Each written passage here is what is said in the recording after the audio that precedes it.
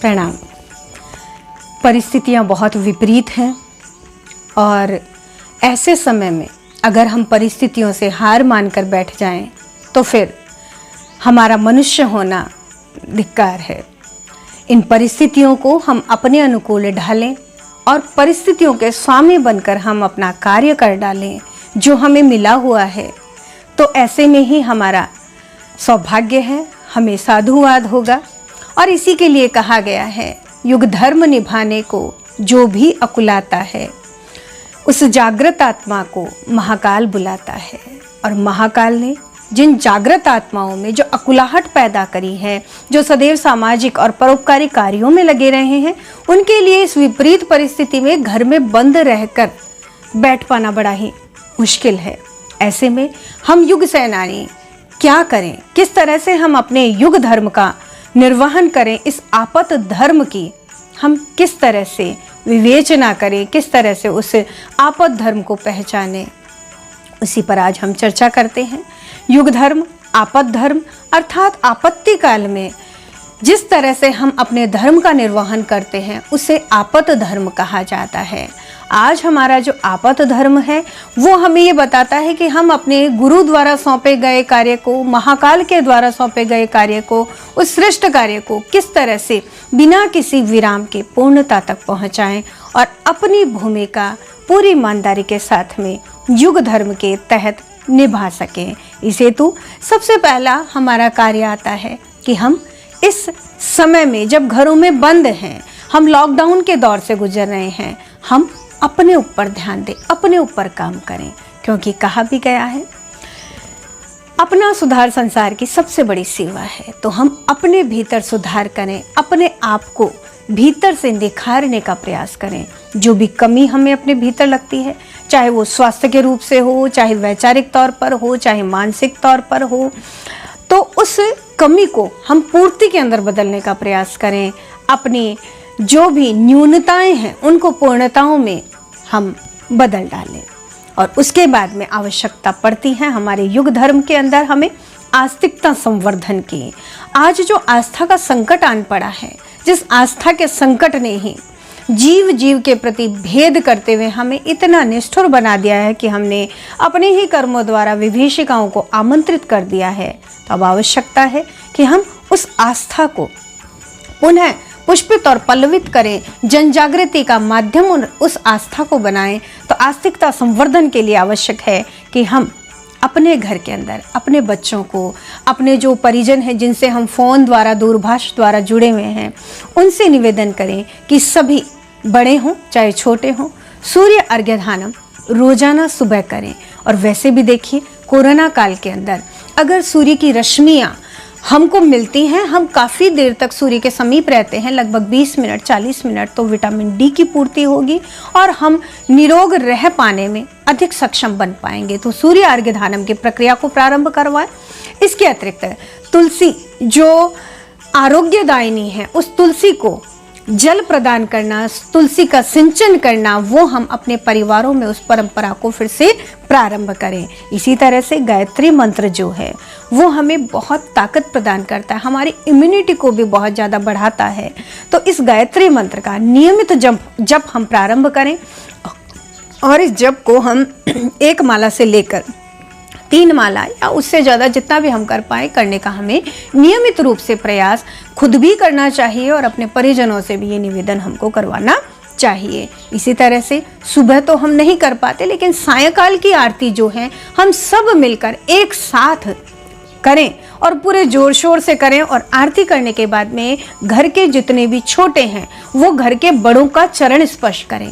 तो एक सुंदर परंपरा जो हम सिर्फ एक लकीर के नाम पर दीपावली और होली को ही निभाते हैं, उसे हम रोजाना अपने परिवार में, रोजाना अपने घर के अंदर निभाने का प्रयास करें। तो हम पाएंगे कि हम बहुत बेहतर अपने आसपास के परिवेश को बना पाने में सक्षम हो पा रहे हैं।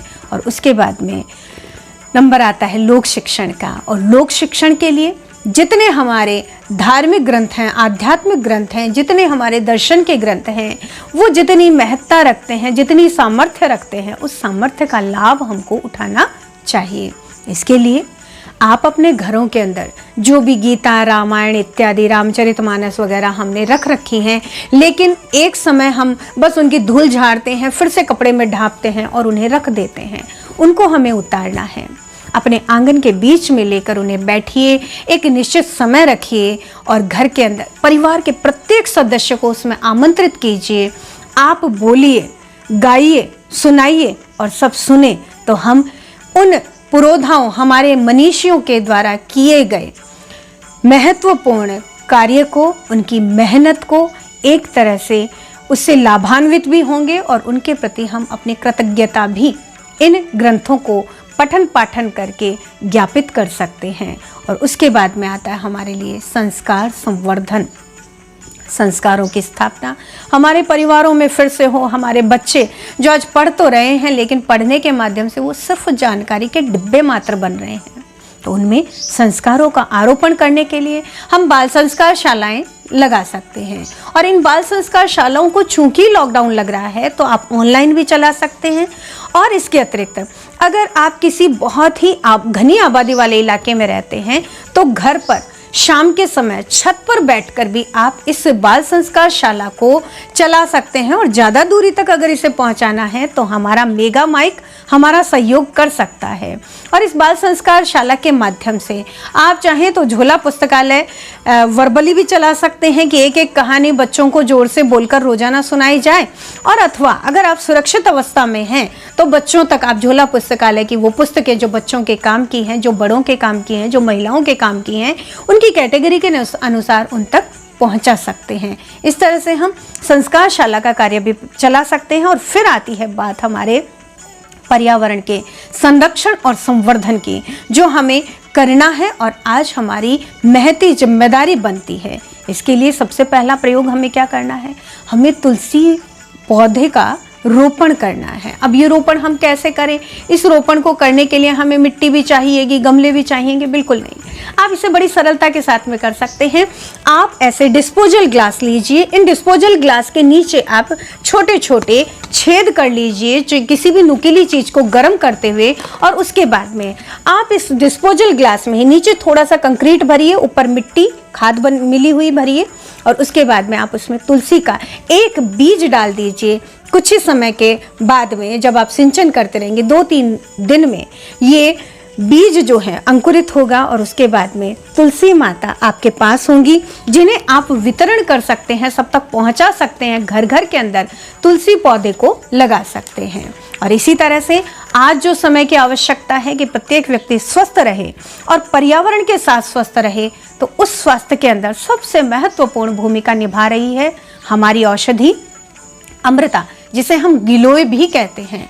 लेकिन इसकी उपलब्धता बहुत कम मात्रा में है, प्रत्येक व्यक्ति तक गिलोय पहुंचे, इसके लिए आवश्यक है कि आप ऐसी छोटी काली थैलियां जो आपको बहुत आराम से उपलब्ध हो सकती है, अगर ये नहीं है तो आप जिनमें हम सब्जी लाते हैं ऐसी थैलियों का उपयोग भी कर सकते हो। उनके अंदर आप गिलोय के छोटे डंठल लगाइए, और ये डंठल कुछ ही दिनों के अभिसिंचन के बाद में आप पुष्पित और पल्लवित होते हुए देखेंगे। ये गिलोय का वितरण आप कर सकते हैं। जब लॉकडाउन में सबके घर बंद हैं, सुबह सुबह आप अपने थैले में ये गिलोय लेकर निकलें, और उसके बाद में प्रत्येक घर के बाहर आप एक गिलोय इस तरह से रख दें और घंटी बजा दें। ना भी बजाएं तो अगला दूध के लिए या किसी भी कार्य के लिए खोलेगा, तो उससे वो अमृत समान औषधि अपने द्वार पर मिलेगी। तो सोचिए, आपने युग धर्म को निभाया कि नहीं निभाया।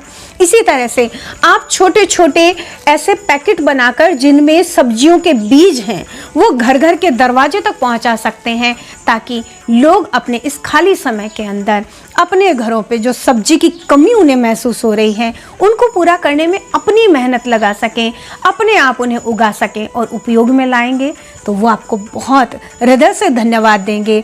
और हमारा एक सपना पूरा होगा कि घर घर में प्रत्येक व्यक्ति स्वस्थ रहे, मेहनत करे और प्रकृति के सानिध्य में रहे। इसी तरह से जहाँ जहाँ खाली स्थान आपको दिखाई देता है, आपके मोहल्ले में, आपकी गली में, आपके पार्क में, वहाँ पर आप हो सके तो वृक्षारोपण कीजिए। आप आम खा रहे हैं तो आम की गुठली दबा दीजिए। अगर आप नींबू का रस काम में ले रहे हैं तो नींबू के बीजों को आप दबा दीजिए। इस प्रकार से जो नाना प्रकार के फल, सब्जियां इत्यादि हम काम में ले रहे हैं, उन सबके बीजों को उगाकर हम चारों ओर पर्यावरण के संरक्षण और संवर्धन का कार्य कर सकते हैं। और फिर बात आती है हमारे स्वास्थ्य संवर्धन की। तो स्वास्थ्य संवर्धन के लिए आवश्यक है कि हम योग करें, व्यायाम करें, कसरत करें।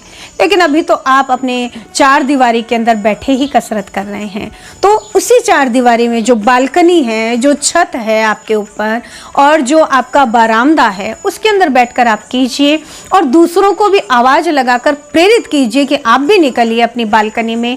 और इस प्रकार से हम सोशल डिस्टेंसिंग का पालन करते हुए ये योग, व्यायाम, कसरत इत्यादि करके अपने स्वास्थ्य को लाभान्वित कर सकते हैं, बहुत अच्छी स्थिति में ला सकते हैं। सायंकाल भी आप अपनी छत पर जाकर कसरत कर सकते हैं।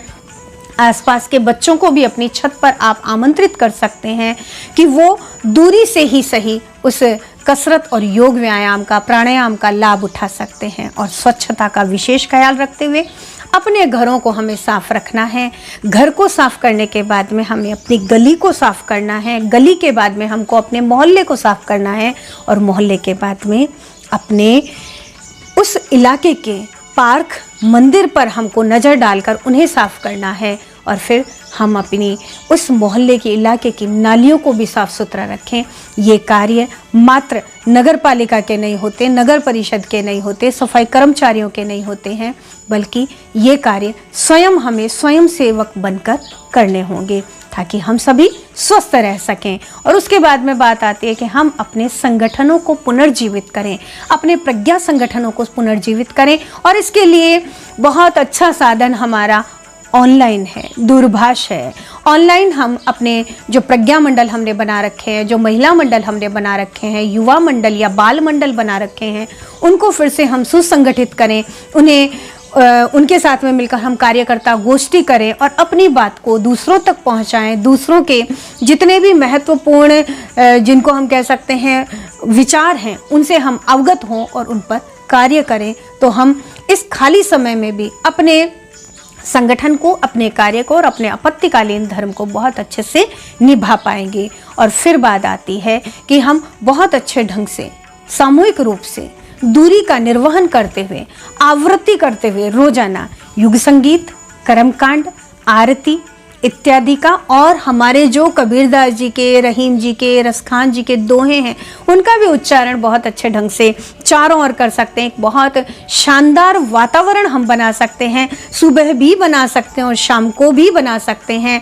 छत पर बैठकर, बालकनी में बैठकर, खिड़की पे बैठकर, बरामदे में बैठकर, बाहर खड़े होकर हम सब मिलकर, एक के हाथ में पखावज है, एक के हाथ में डफली है, एक के हाथ में मंजीरे हैं, कोई ताली से गा रहा है और सब अपने कंठ से एक सकारात्मक वातावरण का निर्माण संगीत के द्वारा कर रहे हैं, कर्मकांड के द्वारा कर रहे हैं, दोहों के द्वारा कर रहे हैं। एक सुंदर चीज हो सकती है अगर हम इसे अमल में लाएं तो। और इसके अतिरिक्त हमको यहाँ पर एक ऑनलाइन प्रशिक्षण कार्य भी हम शुरू कर सकते हैं। इस ऑनलाइन प्रशिक्षण के अंदर जो भी ज़रूरतमंद महिलाएं हैं, जो भी परिजन हैं, उनको ऑनलाइन जोड़ते हुए हम उन्हें धूप कैसे बनाई जाती है, रुई की बत्ती कैसे बनाई जाती है, लड्डू गोपाल के वस्त्र कैसे बनाए जाते हैं, और इसी तरह से कोरोना काल के अंदर काढ़ा कैसे बनाया जाता है, सूखा काढ़ा बनाने का भी प्रशिक्षण हम दे सकते हैं।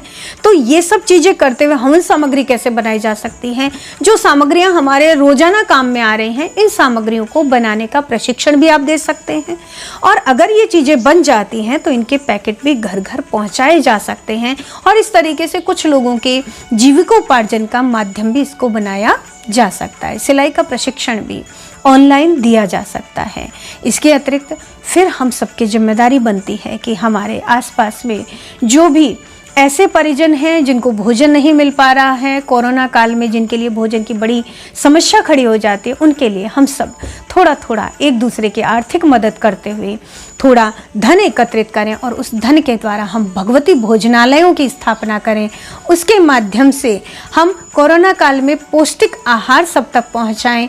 अपने मोहल्लों में सामूहिक रूप से काढ़ा पिलाने का आयोजन भी हम कर सकते हैं। तो हमें चुपचाप नहीं बैठना है, हमें परिस्थितियों के सही होने का इंतजार नहीं करना है, बल्कि हमें परिस्थितियों का निर्माता बनना है, परिस्थितियों का नियंत्रणकर्ता बनना है और अपने युग धर्म को, अपने युग सेनानी होने की भूमिका को बहुत बेहतर तरीके से ईमानदारी के साथ में अपनाना है।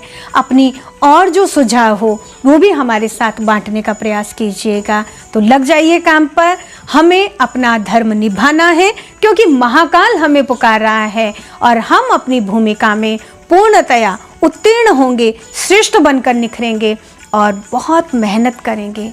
धन्यवाद।